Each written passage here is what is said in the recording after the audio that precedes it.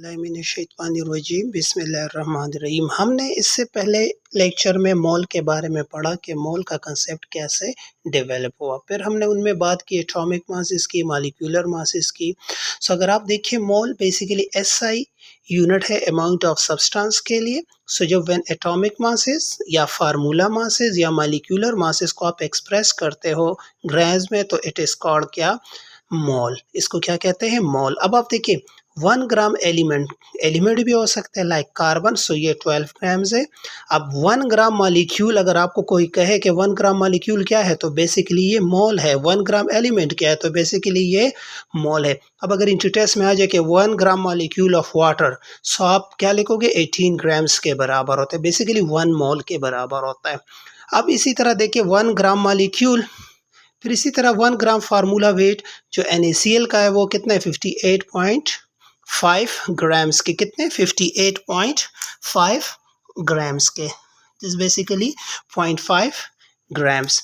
अब इसका मतलब ये हुआ कि मोल बेसिकली क्या है कि जब आप किसी चीज़ का मास एक्सप्रेस करते हो ग्राम्स में, चाहे वो एटम हो, मॉलिक्यूल हो या आयोनिक कंपाउंड हो। फिर नेक्स्ट वन है एवोगाड्रो नंबर। किसको कहते हैं? So the number of particles present in 1 mole of a substance.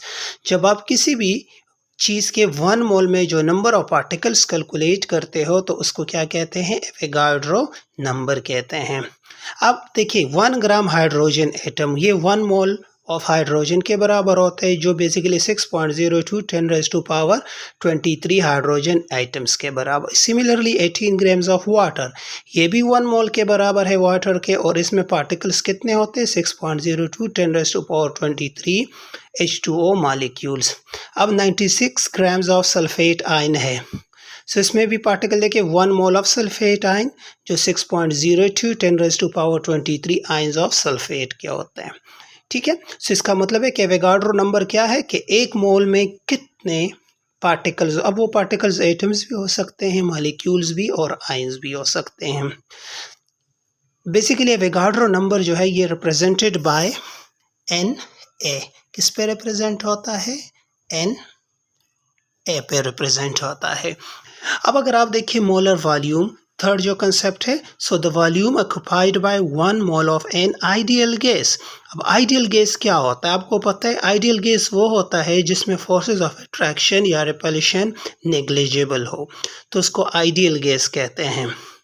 अब देखिए the volume occupied by 1 mole of an ideal gas at STP 0 degree centigrade या 1 atm, सो ये किसके बराबर होते हैं?